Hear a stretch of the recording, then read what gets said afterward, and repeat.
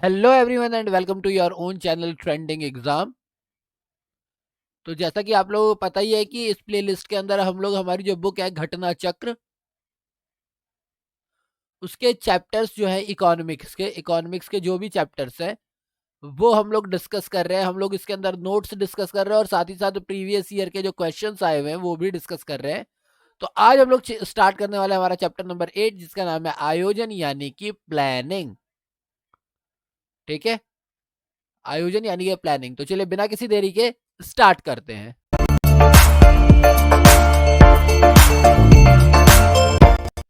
तो सबसे पहले बात आती है कि स्वतंत्रता पश्चात भारत के लोगों को आर्थिक, पहली बात तो ये ना, कई जगह यहाँ पर आर्थिक लिखा हुआ है जबकि इसकी जगह आर्थिक होना चाहिए था। इस बुक में ये बहुत बड़ी मिसप्रिंटिंग है। तो स्वतंत्रता पश्चात भारत के लोगों को आर्थिक न्याय दिलाने तथा देश को आत्मनिर्भर और नेतृत्वकर्ता देशों की श्रेणी में लाने हेतु नियोजन की रणनीति बनाई गई। यानी कि जब देश आजाद हो गया तो हमने सोचा कि देश को आत्मनिर्भर बनाना है और देश को जो देश दुनिया भर की जो लीडिंग कंट्री है उस कैटेगरी में लेकर के आना है, इसलिए नियोजन लाया गया। इस रणनीति के तहत अपने संसाधनों की संभाव्यता का आलंकन करते हुए प्राथमिकताओं का निर्धारण किया गया और उसकी प्राप्ति हेतु पंचवर्षीय रणनीति बनाई गई। यानी ये पता किया गया कि भैया आपके पास संसाधन कितने हैं, कितने संसाधन अवेलेबल है, उसके बाद आपको किस चीज की जरूरत है, क्योंकि जरूरतें बहुत सारी होती है। इकोनॉमिक्स का तो रूल ही यही है कि हमारे संसाधन सीमित है और आवश्यकताएं असीमित। तो उन आवश्यकताओं को लिया गया और उनमें फिर हमने प्राथमिकताएं दी कि कौन सी हमारे लिए जरूरी है, और उन प्राथमिकताओं को ध्यान देते हुए हमने पंचवर्षीय योजनाएं बनाई। 5 वर्ष की रणनीति बनाई, इन्हें पंचवर्षीय योजना कहा गया। भारत में अब तक 12 पंचवर्षीय योजनाएं सफलतापूर्वक संचालित की जा चुकी है। जो हमारी लास्ट पंचवर्षीय योजना थी वो 2012 से लेकर के 2017 तक चली थी। इसके बाद 2017 में जब इस चीज को एंड किया गया, 2015 में योजना आयोग को नीति आयोग में चेंज कर दिया गया था, लेकिन 2017 में जब इसे एंड किया गया तो इसके बाद से 15 साल के दीर्घकालीन बना दिए गए। अब 5 साल की योजनाएं नहीं बनेंगी, 15 साल की दीर्घकालीन योजनाएं बनेंगी और इसके लिए बीच में मध्यकालीन और अल्पकालीन आने लग गई। तो नई सरकार आधुनिक जरूरतों को देखते हुए पंचवर्षीय रणनीति को छोड़कर नवीन दीर्घकालीन रणनीति पर अग्रसर है। यानी नई दीर्घकालीन, इसको 15 साल के लिए सीधा प्लान बना रहे हैं ये लोग, जिसके तहत दीर्घकालीन रणनीति को बनाकर उसकी प्राप्ति हेतु मध्यकालीन एवं वार्षिक योजनाएं बनाई जाएंगी। कि पहले दीर्घकालीन बना लो, फिर उसके हिसाब से हम लोग मध्यकालीन या फिर 1 साल की भी बनाएंगे। भारत में जो प्लानिंग शुरू हुई वो शुरू हुई योजना आयोग के साथ। ठीक है, पीसी महालनोबिस। तो योजना आयोग का गठन नियोगी समिति की अनुशंसा पर 15 मार्च 1950 को मंत्रिमंडलीय प्रस्ताव के द्वारा किया गया था। 15 मार्च को किया गया था, 15 मार्च 1950 को, और मंत्रिमंडल के प्रस्ताव पे, संसद के प्रस्ताव पे नहीं, मंत्रिमंडल के प्रस्ताव पर किया गया था। यह एक गैर संवैधानिक संस्था, यानी कि इसका संविधान से कोई लेना देना नहीं है, ये गैर संवैधानिक है। इसके अध्यक्ष प्रधानमंत्री होते, तो यानी कि जब इसकी शुरुआत हुई तब पंडित जवाहरलाल नेहरू इसके क्या थे, प्रधानमंत्री, प्रथम अध्यक्ष वही थे। यह एक सलाहकारी निकाय थी, यानी ये सरकार को क्या देती है, सिर्फ सलाह देती है। योजना आयोग के प्रथम अध्यक्ष पंडित जवाहरलाल नेहरू और प्रथम उपाध्यक्ष गुलजारी लाल नंदा थे। ठीक, देन आता है हमारे पास नीति आयोग, NITI अंग्रेजी में, national institution for transforming India. याद नाम रख लेना आप, national institution for transforming India. ये दोबारा से लिख देता हूं, national institution for transforming India, NITI Aayog. राष्ट्रीय भारत परिवर्तन संस्था, हाँ यही है। तो राष्ट्रीय भारत परिवर्तन संस्था नीति आयोग की स्थापना भी मंत्रिमंडलीय संकल्प के द्वारा, यानी मंत्रिमंडल के प्रस्ताव पर की गई थी। 1 जनवरी 2015 को की गई थी। नीति आयोग सहकारी संघवाद के सिद्धांत का परिपालन करते हुए भारत सरकार को नीतिगत मुद्दों पर सलाह देते हुए एक थिंक टैंक है। यानी एक विचारों से भरा हुआ क्या है, ये समूह है। ये सहकारी संघवाद यानी कि कोऑपरेटिव होना चाहिए। आपका जो देश है उसमें राज्य और सरकारों के केंद्र के बीच जो लड़ाई होती है उसको हटा करके एक कोऑपरेटिव संघवाद, एक कोऑपरेटिव फेडरलिज्म होना चाहिए। कि सिद्धांत का परिपालन करते हुए भारत सरकार की जितनी भी नीतियां होती है उस पर यह भी सलाह देने का काम करती है। ये एक थिंक टैंक है। नीति आयोग को उसके पूर्ववर्ती संस्था योजना आयोग की तुलना में अधिक समावेशी, बाजारोन्मुख तथा दक्ष संस्था माना जाता है। यानी नीति आयोग जो है इससे पहले जो योजना आयोग थी उसके कंपैरिजन में इसको ज्यादा समावेशी वाला माना जाता है, ज्यादा कोऑपरेटिव माना जाता है, बाजारोन्मुख यानी बाजार से ज्यादा रिलेट किया जाता है, और एक दक्ष संस्था यानी एक बेटर संस्था माना जाता है। चलिए नेक्स्ट करते हैं हम लोग नीति आयोग के उद्देश्य। राष्ट्रीय उद्देश्यों की दृष्टि को रखते हुए राज्यों की सक्रिय भागीदारी के साथ राष्ट्रीय विकास प्राथमिकताओं, क्षेत्रों और रणनीतियों का एक साझा दृष्टिकोण विकसित करना, यानी पहले पॉइंट ही इसका यही है, पहला उद्देश्य ही इसका यही है कि भैया आप जो है राष्ट्रीय विकास की प्राथमिकताओं को देखो, क्षेत्रों को देखो, रणनीतियों को साझा करके एक दृष्टिकोण तैयार करो जिससे राज्यों की भी सक्रिय भागीदारी हो, यानी कि केंद्र केंद्र का ही हो। सेकंड, संरचनात्मक सहयोग, पहल के माध्यम से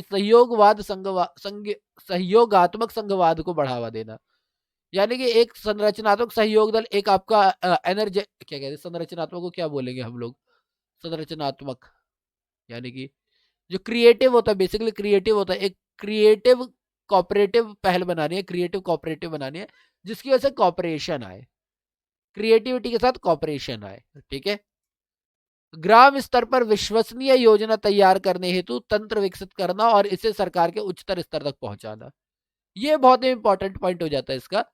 कहते हैं नीति आयोग जो है उसने कहा कि भैया आप जो योजनाएं बना रहे हो ये अपर लेवल पे मत बनाओ, ये आप ग्राम के लेवल पे आओ, गांव के लेवल पे आओ, क्योंकि रियल प्रॉब्लम जो है वो ऊपर के लोगों को तो पता ही नहीं चलती है, क्योंकि इनके पीछे बहुत सारे लेवल है और हर लेवल का इंसान अपने पैसे खाने की बात करता है, तो ऊपर वाले लोगों को तो रियल प्रॉब्लम का पता ही नहीं चलता। तो इन्होंने कहा कि ऐसा है, ग्राम स्तर पर आप योजनाएं बनाइए और इन योजनाओं को आप सरकार तक पहुंचाइए और सरकार उनकी फंडिंग करेगी या जो भी करना है। जैसा कि पुराने जमाने आपने सुना होगा कि कहते थे सरकार योजनाएं तो बना देती है पर गरीब तक वो आ ही कहाँ पाती है। तो इसी लाइन को खत्म करने के लिए नीति आयोग ने योजना आयोग को चेंज किया कि नहीं भैया ये चीज नहीं होनी चाहिए, अब नीचे से ही पता चलेगी कितने की जरूरत है और वो चीज सरकार ऊपर करेगी। करप्शन पूरी तरीके से तो खत्म नहीं होगा इससे, पर हाँ बहुत हद तक कम जरूर होगा। आर्थिक रणनीति एवं नीति में राष्ट्रीय सुरक्षा के हितों को सम्मिलन को सुनिश्चित करना, यानी राष्ट्रीय हितों को खासकर ध्यान में रखना है। समाज के उन वर्गों पर विशेष ध्यान देना जिन तक आर्थिक प्रगति के समुचित रूप से लाभान्वित ना हो पाने का जोखिम हो, यानी जो भी लोग हैं जिनको लगा कि आर्थिक प्रगति जो है इनके पास लाभ नहीं पहुंचा पाएगी तो उनके ऊपर विशेष ध्यान देना है, यानी पिछड़ी हुई जातियों के ऊपर, पिछड़ी हुई जातियां हो गई या हमारे आदिवासी वगैरह हो गए या फिर जंगलों के इलाके हो गए वहां पर। रणनीतिक और दीर्घावधि नीति तथा कार्यक्रमों का ढांचा तैयार करना, पहल करना, उनकी प्रगति और क्षमता की निगरानी करना, यानी आप दीर्घकालीन नीतियां बनाओ, कार्यक्रम का ढांचा तैयार करो, उनको स्टार्ट करो और उसके ऊपर आपको फिर ध्यान भी रखना है प्रगति पे। नेक्स्ट, महत्वपूर्ण हित धारकों तथा समान विचारधारा वाले राष्ट्रीय और अंतरराष्ट्रीय थिंक टैंकों के साथ साथ शैक्षिक और नीति अनुसंधान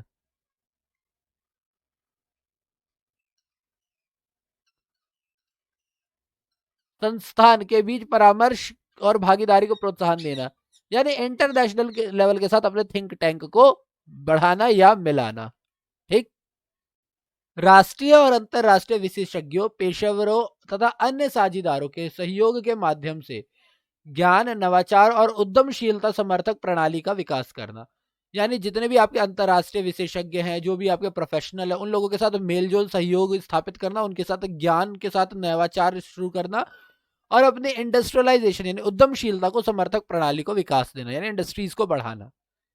नेक्स्ट, विकास के एजेंडे में गति लाने के क्रम में अंतर क्षेत्रीय और अंतर विभागीय मुद्दों का समाधान हेतु मंच प्रदान करना, यानी कि एक ऐसा स्टेज प्रदान करना जो कि हमारे इंटर रीजनल यानी अंतर क्षेत्रीय और इंटर डिपार्टमेंटल मुद्दों को सुलझा सके। कार्यक्रम और नीतियों के क्रियान्वयन हेतु प्रौद्योगिकी उन्नयन और क्षमता निर्माण पर जोर देना, ऑफकोर्स टेक्नोलॉजी को बढ़ाने की बात हो रही है यहाँ पर। अत्याधुनिक संसाधन केंद्र बनाना, यानी कि जो भी आपके फ्यूचरिस्टिक हो, जो भी आपके प्रेजेंट में हो, जो पूरे टेक्नोलॉजी से लेस हो, संसाधन केंद्र बनाना जो सुशासन के साथ, एवं नहीं सुशासन के साथ तथा सतत एवं न्याय संगत विकास की सर्वश्रेष्ठ कार्य प्रणाली का पर अनुसंधान करे और हितधारकों तक उसका प्रसार करे। ठीक है, जिसका फायदा वो लोगों तक पहुंचाए। आवश्यक संसाधनों की पहचान करने के साथ साथ कार्यक्रमों और पहलों के कार्यान्वयन का सक्रिय मूल्यांकन एवं निगरानी करना। ठीक है, तो आवश्यक संसाधनों के लिए भी क्या करना, जरूरी करना कि आवश्यक संसाधनों की पहचान करने के साथ साथ कार्यक्रमों और पहलों को कार्यान्वयन यानी शुरुआत करना उनकी, और उनका मूल्यांकन भी करना और उनकी निगरानी भी करना। देन लास्ट दे रखा है राष्ट्रीय विकास एजेंडा और उपयुक्त उद्देश्यों की पूर्ति के लिए अन्य आवश्यक गतिविधियों को संपादित करना। यानी राष्ट्रीय विकास का जो एजेंडा है और ऊपर लिखे हुए जितने भी मुद्दे हैं, अगर उनको करने के लिए कोई और, उनकी पूर्ति के लिए कोई और गतिविधि, कोई एक्स्ट्रा गतिविधि भी लगती है, तो उस एक्स्ट्रा गतिविधि का भी, उस एक्स्ट्रा एक्टिविटी को भी यही देखेंगे, नीति आयोग ही देखेगी। अगर मैं नीति आयोग के गठन की बात करता हूं कि नीति आयोग का जो फ्रेम है वो कैसा है, उसको बनाया कैसे गया है, तो सबसे पहले 1 जनवरी 2015 के संकल्प तथा 16 फरवरी 2015 के संशोधन द्वारा नीति आयोग के गठन की व्यवस्था इस प्रकार है। देखो, इसकी शुरुआत की गई थी 1 जनवरी 2015 में, लेकिन उसमें कुछ चेंज एक ही महीने, 1.5 महीने के अंदर 16 फरवरी 2015 को कर दिए गए थे। उसके बाद नीति आयोग का गठन हुआ। पहली चीज, भारतीय प्रधानमंत्री इसके अध्यक्ष होंगे, तो जब से ये बनाए तब से प्रधानमंत्री मोदी हैं इसके। सेकंड, इसके ये शशि परिषद जो है, शासी परिषद जो है, बेसिकली ये होना चाहिए इसका जो मेन परिषद होता है मंत्रिमंडल का, में सभी राज्यों एवं विधान मंडलों यानी केंद्र शासित प्रदेशों में युक्त संघ राज्य क्षेत्रों के मुख्यमंत्री, यानी जहां पर मुख्यमंत्री अवेलेबल है मुख्यमंत्री, और अन्य संघ राज्य क्षेत्रों के उपराज्यपाल होंगे, यानी जो केंद्र शासित प्रदेश है उसके उपराज्यपाल होंगे। विशिष्ट मुद्दों पर ऐसे आकस्मिक मामले जिनका संबंध एक से अधिक राज्य या क्षेत्र से हो को देखने के लिए क्षेत्रीय परिषदों का गठन किया जाएगा। यानी कि कुछ हमारे रीजनल, कुछ एरिया वाइज परिषद काउंसिल्स बनाए जाएंगे। उन काउंसिल्स में कौन से मुद्दे सुलझाए जाएंगे? ऐसे मुद्दे जो अचानक से उठते हैं और वो एक से ज्यादा राज्य को करते हैं। यह विशिष्ट कार्यकाल के लिए गठित होंगे, यानी स्पेशल टाइम के लिए होंगे, यह हमेशा चलने वाले नहीं होंगे। और उस काउंसिल के अंदर यानी उस मंत्रिमंडल के अंदर उस क्षेत्र के में सभी राज्यों के मुख्यमंत्री तथा केंद्र शासित प्रदेश के उपराज्यपाल इसके सदस्य होंगे। यानी जितने भी राज्यों से वो मामला सम्मिलित है वो सारे ही राज्यों के मुख्यमंत्री और केंद्र शासित प्रदेश के जो उपराज्यपाल है वो उसके मेंबर होंगे। नीति आयोग के अध्यक्ष या उनके नामित प्रतिनिधि इसका अध्यक्ष करेंगे। यानी ये छोटे छोटे परिषद बनेंगे, इसमें क्या होगा, या तो प्रधानमंत्री खुद करेंगे या प्रधानमंत्री कहते हैं कि भाई मैं नहीं कर पाऊंगा, मेरी जगह ये करेंगे, तो वो किसी दूसरे को नामित भी कर सकते हैं। नेक्स्ट, आयोग में प्रधानमंत्री द्वारा संबंधित क्षेत्र का ज्ञान रखने वाले दक्ष, विशेषज्ञ और कार्यरत व्यक्ति विशेष आमंत्रित सदस्य के रूप में नामित किए जाएंगे। यानी जो हमारे प्रधानमंत्री होंगे, अब उन्हें तो सारी फील्ड की नॉलेज होगी नहीं, तो वो जो भी संबंधित क्षेत्र हो उसमें काम करने वाले जो दक्ष लोग होते हैं, जो विशेषज्ञ होते हैं, जो कार्यरत, जो लगे हुए हैं लोग, उनको आमंत्रित करके नामित करेंगे। देन अगर मैं बात करूं पूर्णकालिक संगठनात्मक ढांचे में, यानी जो हमेशा चलने वाला है, पूर्णकालिक हमेशा अवेलेबल है, अध्यक्ष प्रधानमंत्री के अलावा निम्न भी होंगे। यानी कौन कौन से होंगे? सबसे पहले एक उपाध्यक्ष होंगे जो कि प्रधानमंत्री द्वारा नियुक्त किए जाएंगे। मैं इन सबके नाम अभी बता दूंगा आपको। पूर्णकालिक सदस्य होंगे, 3 पूर्णकालिक सदस्य होते हैं। अंशकालीन सदस्य होंगे जिसके अंदर जो अग्रणी विश्वविद्यालय होंगे, जो शोध रिसर्च इंस्टीट्यूशन होंगे यानी शोध संस्थान, अन्य संबंध संस्थाओं से अधिकतम 2 पदेन सदस्यों को चुने जाएंगे। यानी जो बड़े बड़े विश्वविद्यालय, जो रिसर्च सेंटर है, वहां से 2 लोगों को चुना जाएगा। ठीक है।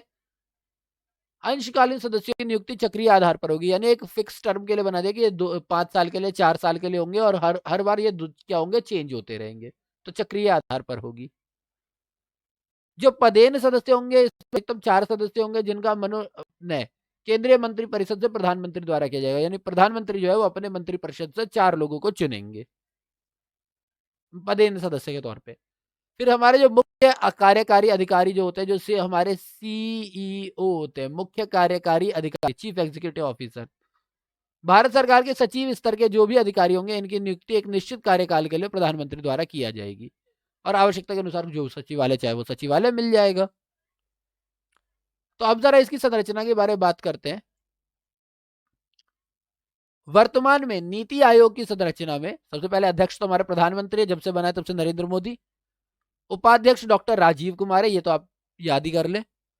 मुख्य कार्यकारी अधिकारी यानी हमारे जो सीईओ है वो अमिताभ कांत है, मुख्य कार्यकारी अधिकारी श्री अमिताभ कांत है। राजीव कुमार जो है उपाध्यक्ष है। पूर्णकालिक सदस्य में आते हैं हमारे डॉक्टर वी के सारस्वत, प्रोफेसर रमेश चंद्र और प्रोफेसर वी के पाल, ये तीनों हमारे पूर्णकालिक सदस्य हैं। जो कि पदेन सदस्य जो कि मंत्रिमंडल से चुने जाते हैं, उसमें राजनाथ सिंह हैं जो कि हमारे रक्षा मंत्री हैं, श्री अमित शाह जी हैं जो कि गृह मंत्री हैं, श्रीमती निर्मला सीतारमण है जो कि वित्त एवं कॉर्पोरेट मामलों की मंत्री हैं, और साथ ही साथ श्री नरेंद्र सिंह तोमर भी हैं जो कि कृषि एवं कल्याण मंत्री हैं और ग्रामीण विकास एवं पंचायती राज मंत्री भी हैं। अगर मैं विशेष आमंत्रण की बात करता हूँ, जो मैंने कहा था ना कि स्पेशल जो लोग होते हैं उनको ही किया जाएगा, जिनको नॉलेज है उस चीज के मामले में, तो इसमें श्री नितिन जयराम गडकरी जी हैं जो कि सड़क परिवहन एवं राजमार्ग मंत्री तथा जहाजरानी मंत्री हैं। साथ ही साथ वो सूक्ष्म लघु एवं मध्यम उद्यम मंत्री भी हैं। इसके साथ साथ श्री थावर चंद्र गहलोत भी हैं जो कि सामाजिक न्याय एवं अधिकारिता मंत्री हैं। फिर श्री पीयूष गोयल जी हैं जो कि रेल मंत्री है, वाणिज्य और उद्योग मंत्री है। और श्री राव इंद्रजीत सिंह है जो कि सांख्यिकी एवं कार्यक्रम कार्यान्वयन राज्य मंत्री के स्वतंत्र प्रभारी हैं, और साथ ही साथ नियोजन राज्य मंत्री के भी स्वतंत्र प्रभारी हैं। ठीक है, तो ये हमारा गठन हो गया कि किस तरीके से इसका गठन किया गया था। उसके बाद हम लोग बात करते हैं एक अलग ही चीज की, जो कि हमारा नेशनल डेवलपमेंट काउंसिल यानी कि एनडीसी, राष्ट्रीय विकास परिषद। देखिए, एक हमने पढ़ा है योजना आयोग, प्लानिंग कमीशन, एक हमने पढ़ा है नीति आयोग। ये इन दोनों से हटकर है, प्लानिंग कमीशन और नीति आयोग दोनों से हटकर है ये। ठीक है, ये बिल्कुल ही अलग संस्थान है। योजना निर्माण में राज्यों की भूमिका को सुनिश्चित करने हेतु 6 अगस्त 1952, डेट याद कर लीजिए, डायरेक्टिव को राष्ट्रीय विकास परिषद का गठन किया गया। यह भी संविधानेतर निकाय है, यानी संविधान से हटकर बनी हुई एक निकाय है। इसके अध्यक्ष प्रधानमंत्री होते हैं। राष्ट्रीय विकास परिषद की संरचना इस तरीके से है। इसके अंदर कौन कौन होता है? इसके अध्यक्ष भी प्रधानमंत्री होते हैं। सदस्यों की बात करें तो सभी राज्य के मुख्यमंत्री एवं केंद्र शासित प्रदेशों के उपराज्यपाल या मुख्यमंत्री वो होंगे। योजना आयोग के सभी सदस्य होंगे आज की डेट में, नीति आयोग के सभी सदस्य होंगे क्योंकि अब तो चेंज हो चुका है ना, और केंद्रीय मंत्री परिषद के सभी लोग इसके मेंबर होंगे। इसका काम क्या है? इसका काम यह है कि योजना आयोग द्वारा तैयार की गई योजनाओं को अंतिम रूप देना, अंतिम रूप से अनुमोदित करना। जब तक योजना आयोग थी तब तक योजना आयोग द्वारा, अब नीति आयोग द्वारा तैयार की गई योजनाओं को अंतिम रूप देना। राष्ट्रीय योजनाओं के संचालन का मूल्यांकन, यानी जो भी योजनाएं चल रही है उनका मूल्यांकन करना, इवैल्यूएशन करना। राष्ट्रीय विकास को प्रभावित करने वाली नीतियों की समीक्षा, यानी जो भी प्रभावित करने वाली है उनकी समीक्षा, कितना प्रभावित करेगी, क्या प्रभावित करेगी। ये स्टार इसलिए लगाया गया था उन दोनों जगहों पर, इन दोनों जगहों पर जहां मैंने गोला लगा रखा है कि वर्तमान में योजना आयोग की जगह नीति आयोग ने ले ली है, इसलिए। अगर मैं बात करता हूँ क्या भारत के संविधान में नियोजन की बात की गई है, तो हाँ, भारत के संविधान में नियोजन की बात की गई है। कहाँ, जरा देखते हैं। भारत में नियोजन की प्रेरणा संविधान की प्रस्तावना, आर्थिक एवं सामाजिक न्याय तथा नीति निर्देशक तत्व अनुच्छेद 38, 39 और 46 से प्राप्त होती है। यानी भारत में प्लानिंग करने की बात बोली हुई है संविधान में। आर्थिक एवं सामाजिक नियोजन का उल्लेख 7वीं अनुसूची की संवर्ती सूची की प्रविष्टि 20 में भी मिलता है। तो 7वीं अनुसूची, ये याद रखना है आपको, इसके अंदर प्रविष्टि 20 के अंदर भी मिलता है। तो ये हो गए हमारे सारे के सारे नोट्स क्लियर। अब हम लोग इसके बारे में करने वाले हैं, हम लोग इसके प्रीवियस ईयर के क्वेश्चन। तो चलिए आगे बढ़ते हैं। प्रश्न कोश की अगर मैं बात करता हूँ तो इस चैप्टर में यहाँ पर 145 क्वेश्चंस दे रखे हैं, प्रीवियस ईयर के क्वेश्चन दे रखे हैं।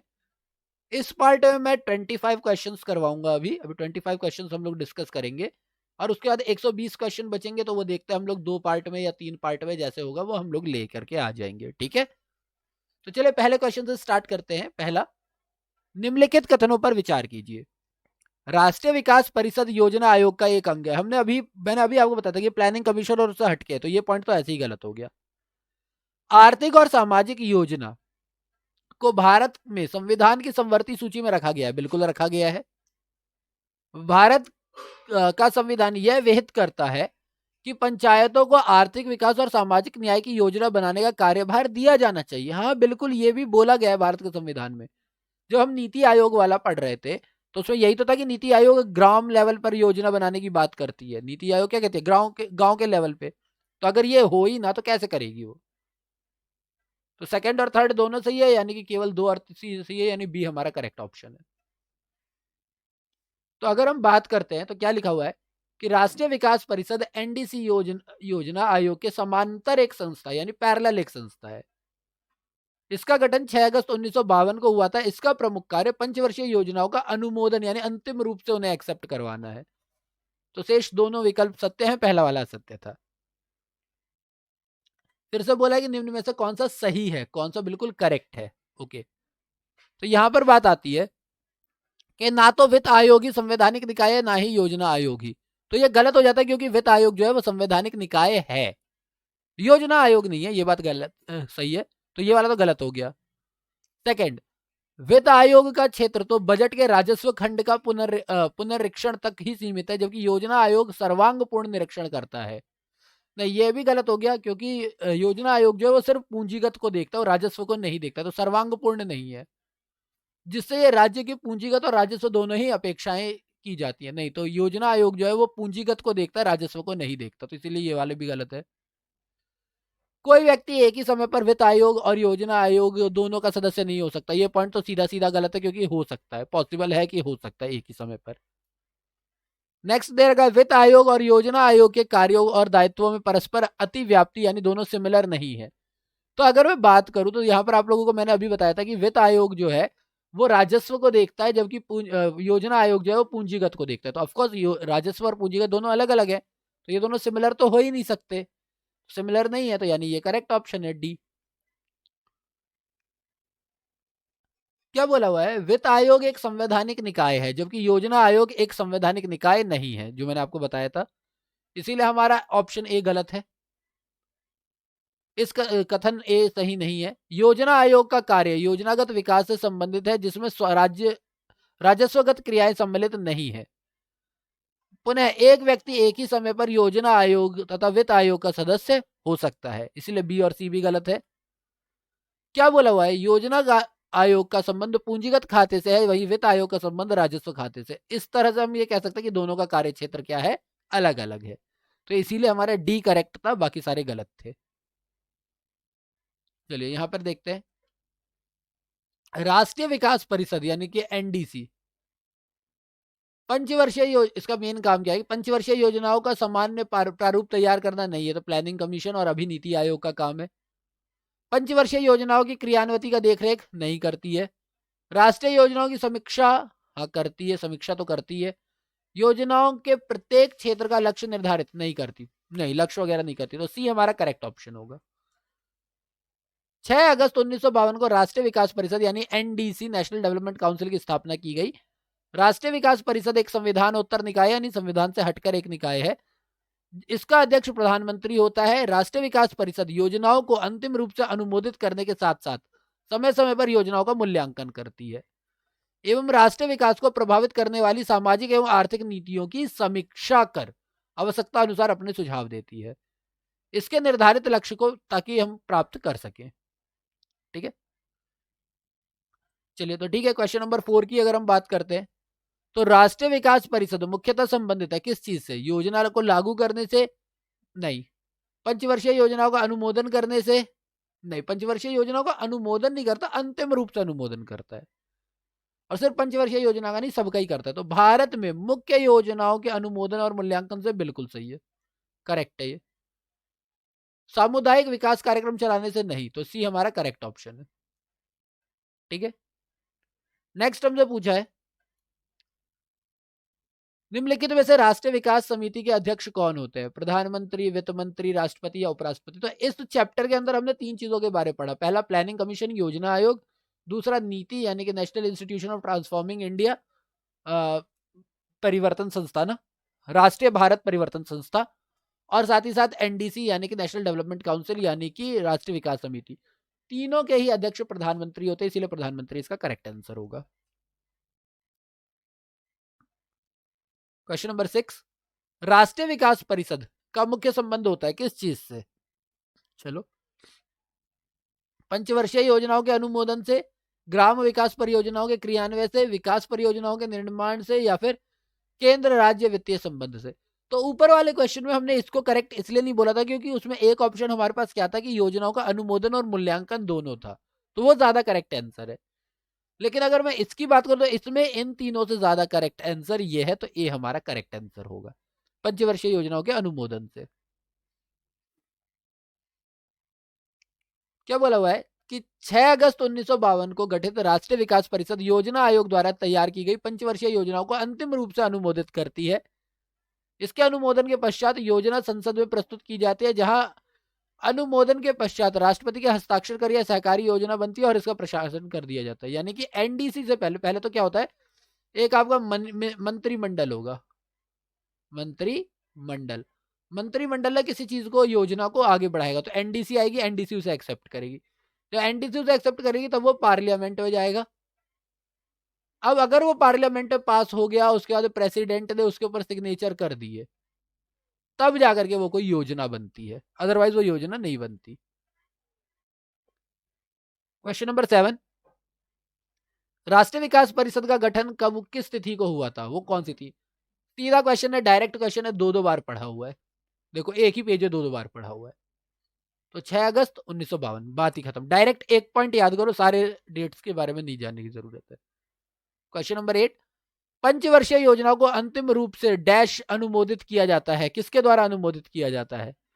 केंद्रीय मंत्रिमंडल द्वारा नहीं, राष्ट्रपति द्वारा नहीं, योजना आयोग द्वारा नहीं, राष्ट्रीय विकास परिषद द्वारा हाँ। अंतिम रूप से अनुमोदित कौन करता है? राष्ट्रीय विकास परिषद करता है। क्वेश्चन नंबर 9, भारत में पंचवर्षीय योजना को स्वीकार करने का अंतिम अनुमोदित यानी कि अंतिम अधिकार किसके पास है? तो सिर्फ राष्ट्रीय विकास परिषद के पास है। योजना आयोग के पास नहीं है, संघीय मंत्रिमंडल के पास नहीं है, संसद के पास नहीं है, सीधा किसके पास है? राष्ट्रीय विकास परिषद के पास। क्वेश्चन नंबर 10, पंचवर्षीय योजनाएं अनुमोदित करने हेतु भारत में अंतिम प्राधिकारी, सेम वही बात है, अंतिम रूप से किसके पास है? केंद्रीय मंत्री परिषद, योजना आयोग, प्रधानमंत्री, या इनमें से कोई नहीं? तो किसके पास है? एनडीसी के पास है, नेशनल डेवलपमेंट काउंसिल के पास है। वो इनमें से ऑप्शन ही नहीं है, तो इनमें से कोई नहीं करेक्ट होगा। ठीक है, तो एनडीसी के पास होगा।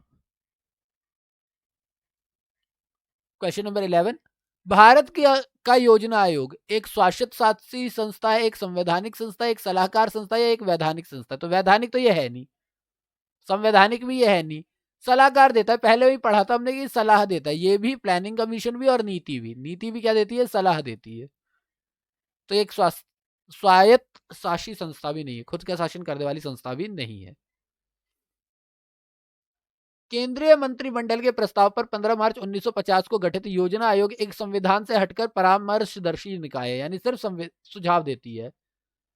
भारत के प्रधानमंत्री योजना आयोग के पदेनाध्यक्ष होते हैं। 1 जनवरी 2015 से योजना आयोग को समाप्त करके उसी तारीख से 1 जनवरी 2015 से नीति आयोग का गठन किया गया। इसके उपाध्यक्ष वर्तमान में डॉक्टर राजीव कुमार है। नीति का अर्थ है national institution for transforming India. Sorry. तो यहां पर फिर से क्वेश्चन नंबर 12 में पूछता है कि नीति आयोग अस्तित्व में कब आया? कब आया? 1 जनवरी 2015। डायरेक्ट क्वेश्चन है, कुछ अलग से जाने की जरूरत ही नहीं है। क्वेश्चन नंबर 13, भारत में योजना आयोग की स्थापना कब हुई? तो 15 मार्च या 15 मार्च 1950। ये रहा 15 मार्च 1950। कब आया? 15 मार्च 1950। तो डायरेक्ट आंसर हो जाएगा कब आया? 1950। क्वेश्चन नंबर 14, भारत में योजना आयोग का सृजन किया गया किसके कहने पर? संविधान के अंतर्गत नहीं, संवैधानिक तो ये निकाय ही नहीं है। संसद के अंदर नहीं, संसद ने भी नहीं किया था। मंत्रिमंडल के प्रस्ताव पे करेक्ट है, लोकसभा ने नहीं किया। तो हमारा क्या हुआ? मंत्रिमंडल के प्रस्ताव पर योजना आयोग का गठन हुआ है। सेम वही क्वेश्चन अगेन, भारत में योजना आयोग की स्थापना किस वर्ष में हुई थी? तो योजना आयोग कब आया? 1950, 15 मार्च 1950। कई बार रिपीटेड है ये क्वेश्चन, 2003, 2009, 2006, तो आप लोग आराम से कर सकते हैं। भारत सरकार ने नीति आयोग की स्थापना निम्नलिखित में से किसके स्थान के लिए की है? यानी नीति आयोग को चेंज किसके स्थान पर किया गया? प्लानिंग कमीशन को ही चेंज करके नीति में चेंज किया गया है। तो प्लानिंग कमीशन, योजना आयोग, तो योजना आयोग हमारा डी है, तो डी हमारा करेक्ट आंसर हो जाएगा। 2015 का क्वेश्चन है। 2015 में इसलिए क्वेश्चन पूछा गया था कि 2015 से तो आया ही है ना नीति आयोग, और करंट क्वेश्चन तो पूछते ही है। 2017 का सॉरी क्वेश्चन नंबर 17 की बात करते हैं। 2014 का क्वेश्चन है कि योजना आयोग के स्थान पर नीति आयोग का गठन हुआ। तो नीति आयोग कब बनी थी? तो 1 जनवरी 2015 को। ये रहा बगल में ही डेट दे रखी है। ठीक है, 1 जनवरी 2015 को। क्वेश्चन नंबर 18, निम्नलिखित में से किसे अशोक चंद्रा ने भारत में आर्थिक मंत्री परिषद कहा था? यानी अशोक चंद्रा जो थे, उन्होंने अपनी स्पीच में कब किस चीज को कहा था कि ये आर्थिक मंत्री परिषद है? तो योजना आयोग को कहा था उन्होंने कि वो आर्थिक मंत्री परिषद है। ये हमारा करेक्ट आंसर होगा। 2018 का क्वेश्चन है। अब पहले जब उन्होंने कहा था तो योजना आयोग होगी, अब तो नीति है। ठीक है, अशोक चंद्रा द्वारा टिप्पणी के रूप में योजना आयोग, जो कि अब नीति आयोग में प्रतिस्थापित हो गई है, को आर्थिक मंत्री परिषद यानी इकोनॉमिक कैबिनेट कहा गया था। क्वेश्चन नंबर 19, इनमें से कौन नीति आयोग के सीईओ है? मैंने बताया था प्रमुख कार्यकारी पदाधिकारी, सीईओ, चीफ एग्जीक्यूटिव ऑफिसर। ये तो सीधा है श्री अमिताभ कांत। ये हमारे क्या होंगे, एक मिनट, अमिताभ कांत तो पूर्वकालिक थे, पूर्वकालिक था, अमिताभ कांत ही तो थे, हाँ यही तो थे सीईओ, क्या बात कर रहा हूँ, सीईओ ही तो थे। राजीव कुमार तो वो थे ना हमारे, राजीव कुमार हमारे वो थे, कहते हैं पूर्वकालिक, वो उपाध्यक्ष। तो ये हमारा करेक्ट आंसर है अमिताभ कांत। तो वर्तमान में नीति आयोग के उपाध्यक्ष डॉक्टर राजीव कुमार हैं और मुख्य कार्यकारी अधिकारी सीईओ डॉक्टर अमिताभ कांत। मैंने स्पेशली इसीलिए सीईओ तभी इंग्लिश में कर दिया था, क्योंकि मैं भी नाम से बड़ा कंफ्यूज होता हूँ। मुख्य कार्यकारी अधिकारी, मेरी भी हिंदी इतनी ज्यादा अच्छी नहीं है, तो इसलिए मैंने सीईओ से ही याद किया। क्वेश्चन नंबर 20, नीति आयोग के अनुसार, वैसे याद क्या किया, मैंने भी पहली बार ही पढ़ा है, पर मेरे को ये पता था कि जब मैं ये पीडीएफ बना रहा था ना, तब मेरे को पता था कि हाँ सीईओ होता है इसका मतलब। नीति आयोग के अनुसार भारत में नवाचार सूचकांक 2015 में निम्नलिखित में तो कौन सा राज्य शीर्ष स्थान पर है? तो क्या हुआ था, भारत में नीति आयोग के आने के बाद 2019 में एक इंडेक्स जारी किया गया, जिसमें यह देखा गया कि इंडिया इनोवेशन इंडेक्स, आई इंडिया इंडेक्स 2019, तो उससे सबसे ऊपर कौन है? तो सबसे ऊपर उसमें कर्नाटक है, तब भी और मेरे ख्याल से अब भी। 2019 में एक ही तो रिपोर्ट ही आई थी, उसका 2021 में आई है। 17 अक्टूबर 2019 को नीति आयोग द्वारा इंडियन इनोवेशन इंडेक्स नामक रिपोर्ट जारी की गई। यह इस सूचकांक में भारत के 29 राज्यों यानी जम्मू और कश्मीर को भी एक राज्य माना गया था तथा 7 केंद्र शासित प्रदेशों को शामिल किया गया। सूचकांक में राज्यों और केंद्र शासित प्रदेशों को 3 विभिन्न श्रेणियों में बांटा गया। पहला तो बड़े राज्य, दूसरा उत्तर पूर्वी और पहाड़ी राज्य, और बाकी जो भी बच गए यानी केंद्र प्रशासित राज्य, ये छोटे राज्य, ये सारे के सारे किसके अंदर आ गए, हमारे तीसरी कैटेगरी के अंदर। तो बड़े राज्यों में जो सबसे पहला स्थान था वो किसका था, कर्नाटक का, और जो लास्ट स्थान था 17वें नंबर पे वो था झारखंड, ट्रिपल आई के हिसाब से। चलिए नेक्स्ट, यदि बिना किसी वर्गीकरण के, यानी हमने कहा ना भी 3 पार्टे बांटा, बड़े शहर, पहाड़ी, उत्तर पूर्वी और बाकी सारे, तो अगर इन्हें को बांटा ना जाए और सबको इकट्ठा कर दिया जाए, तो बड़े राज्य, उत्तर पूर्वी, पहाड़ी और केंद्र शासित प्रदेश और छोटे राज्यों को मूल्यांकन एक साथ किया जाए। अलग अलग किया था तब तो बड़े में कर्नाटक था और लास्ट में क्या था, झारखंड। लेकिन वैसे किया जाए तो दृष्टि का अगर सबको मिला दिया जाए तो दिल्ली प्रथम स्थान पर होगा। नीति आयोग ने 20 जनवरी 2021 यानी इसी साल को एक आभासी कार्यक्रम में भारत नवाचार सूचकांक का दूसरा संस्करण जारी किया। रिपोर्ट में राज्यों और केंद्र शासित प्रदेशों की नवाचार क्षमताओं और प्रदर्शन की जांच की गई। प्रमुख राज्यों की श्रेणी में कर्नाटक ने, बड़े जो राज्य थे उनमें कर्नाटक नंबर 1 पर था, जबकि तमिलनाडु तीसरे नंबर पर चला गया और महाराष्ट्र दूसरे नंबर पर आया। तो पहला कर्नाटक, दूसरा महाराष्ट्र और तीसरा तमिलनाडु। ठीक है, 4 दक्षिण राज्य कर्नाटक, तमिलनाडु, तेलंगाना, केरल ने प्रमुख राज्यों की श्रेणी के तहत शीर्ष 5 स्थान में अपनी जगह बना ली, यानी 5 में से 4 तो हमारे साउथ के ही है। संयुक्त रूप से अगर सबको मिला दिया जाए तो दिल्ली पहले रैंक पर रही। नॉर्थ स्टेट वगैरह की बात करते तो हिमाचल प्रदेश जो है वो नंबर 1 पे आई। ठीक है, जबकि 2019 में जो था वो सिक्किम था, जो कि अभी चौथे स्थान पर है। तो 2019 में सिक्किम पहले नंबर पे था नॉर्थ ईस्ट के हिसाब से, लेकिन अभी वहां पर हिमाचल प्रदेश है, पहाड़ी राज्य और नॉर्थ ईस्ट वालों में। क्वेश्चन नंबर 21, निम्नलिखित में से कौन सा भारत के सतत विकास लक्ष्यों को कार्यान्वयन करने के लिए एक नोडल संस्था है? तो विकास लक्ष्यों के लिए प्लानिंग बनानी होती है और एक नोडल संस्था जो है वो हमारी नीति आयोग है। ठीक है, तो भारत के सतत विकास लक्ष्य जिसको हम लोग एजेंडा 2030 के नाम से भी जानते हैं, कि समन्वय और कार्यान्वयन के लिए जो नोडल संस्था है वो नीति आयोग है। क्वेश्चन नंबर 22, नीति आयोग की ताजा रिपोर्ट के अनुसार निम्नलिखित राज्यों में से कौन से भारत 14-15 में सबसे तेज वृद्धि करने वाले अर्थव्यवस्था के रूप में उभरा? तो 2016 की बात करें अगर उस टाइम के हिसाब से बोलूं तो 2014-15 में सबसे तेजी से उभरा था वो था बिहार। प्रश्नकाल में विकल्प 5 सही उत्तर था। 5 फरवरी 2021 को जो जारी आंकड़े उसमें विकल्पगत राज्यों में 2018-19 के अंतिम अनुमान में सर्वाधिक वृद्धि दर गोवा की है, यानी 2016 के हिसाब से बिहार बिल्कुल सही है, लेकिन अगर मैं 2018-19 की बात करूं तो गोवा नंबर 1 पर है, उसके बाद त्रिपुरा, उसके बाद तेलंगाना और उसके बाद बिहार, यानी सबसे पहले गोवा, फिर त्रिपुरा, फिर तेलंगाना और फिर बिहार। क्वेश्चन नंबर 23, नीति आयोग की स्वास्थ्य सूचकांक 2019 के अनुसार बिहार का राज्य स्कोर कैसा है? ये 2019 का बिहार पीसीएस का क्वेश्चन है। तो ये चीज जो है नॉर्मली स्टेट रिलेटेड ही आएगा, क्योंकि ऐसा आएगा कि इन्होंने स्पेशली बिहार का ही पूछा हुआ है, तो बिहार से ही आएगा, लेकिन आपको याद तो पूरा ही करना पड़ेगा। तो टॉप 5 और लास्ट 5 आप लोग याद कर ले, मैं कुछ तो यहाँ पे ही बता देता हूँ।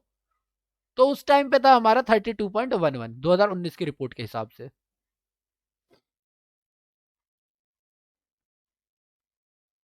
तो क्या बोला हुआ है यहाँ पर कि जून 2019 में नीति आयोग द्वारा जारी स्वास्थ्य राज्य प्रगतिशील भारत रिपोर्ट के अनुसार स्वास्थ्य सूचकांक 2019 में बिहार का स्कोर 32.11 है। रिपोर्ट के अनुसार बेहतर करने वाले जो 5 राज्य वो थे, उनमें केरल 74.01, आंध्र प्रदेश 65.13, महाराष्ट्र 63.99, गुजरात 63.52 और पंजाब 63.01। ये सबसे बेहतरीन प्रदर्शन वाले राज्य थे। वहीं पे अगर सबसे खराब की बात करूं तो सबसे ज्यादा खराब प्रदर्शन किया था उत्तर प्रदेश 28.61, बिहार 32.11, उड़ीसा 35.97, मध्य प्रदेश 38.99 और उत्तराखंड 40.20। तो ये हमारे सबसे खराब प्रदर्शन वाले हैं और ऊपर हमारे सबसे अच्छे प्रदर्शन वाले हैं।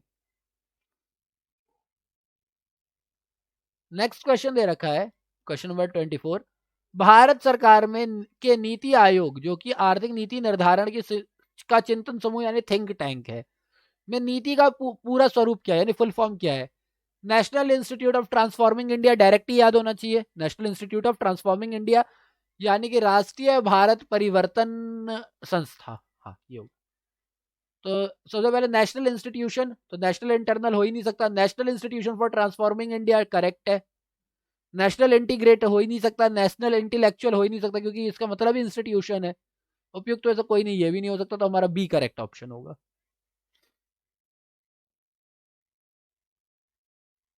केंद्रीय मंत्रिमंडल के एक संकल्प के माध्यम से नीति आयोग का गठन 1 जनवरी 2015 को हुआ। नीति का पूर्ण स्वरूप national institute for transforming India, यानी कि national institute for transforming India English में, और राष्ट्रीय भारत परिवर्तन संस्थान है। क्लियर? और आज के लिए हम लोग करते हैं ये last question, question number 25, Bharat के योजना आयोग के संबंध में निम्नलिखित में से कौन सा कथन सही है? तो कौन सी बात सही है? योजना आयोग का संविधान में कोई उल्लेख नहीं है, करेक्ट बात है, क्योंकि ये संविधान से हटके बनी है। इसके उपाध्यक्ष और सदस्यों के लिए कोई निश्चित कार्यकाल नहीं होता, ये बात भी करेक्ट है बिल्कुल। इसके सदस्यों के लिए कोई निश्चित योग्यता निर्धारित नहीं की गई है, बिल्कुल सही बात है, इसके लिए सदस्यों के लिए भी कोई योग्यता नहीं निर्धारित की गई है। तो सारे ही करेक्ट हैं, डी हमारा करेक्ट आंसर होगा, सारे ही करेक्ट हैं। मंत्रिमंडल के प्रस्ताव पर गठित योजना आयोग एक संविधानेतर निकाय यानी संविधान के पैरेलल चलने वाली इकाई है, जिसके उपाध्यक्ष और सदस्यों की संख्या और कार्यकाल सरकार की इच्छा पर निर्धारित होती है। इसके सदस्यों के लिए कोई विशिष्ट योग्यता का उल्लेख नहीं किया गया है, इसीलिए सारे ऑप्शन क्या है, सही है।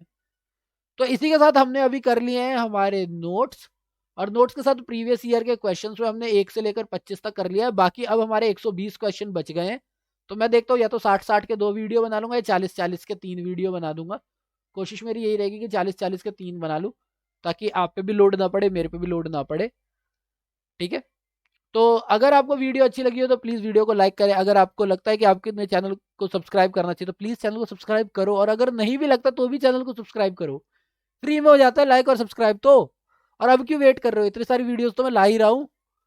और अगर आपको लगता है आपको चैनल को शेयर करना चाहिए तो प्लीज़ चैनल को शेयर करें। बाकी ये जो आप पीडीएफ देख रहे हैं, मैं इस पीडीएफ का लिंक भी डिस्क्रिप्शन बॉक्स में डाल दूंगा, और चैप्टर नंबर 1 से लेकर के 7 तक के जो हमारी प्लेलिस्ट के सारे वीडियोस हैं उसके लिए भी मैं आपके लिए लिंक डाल दूंगा डिस्क्रिप्शन बॉक्स में। तो प्लीज़ इसी के साथ वीडियो के साथ जुड़े रहें, चैनल के साथ जुड़े रहें, स्वस्थ रहें, मस्त रहें, व्यस्त रहें, हेल्दी रहें। Thank you for your time.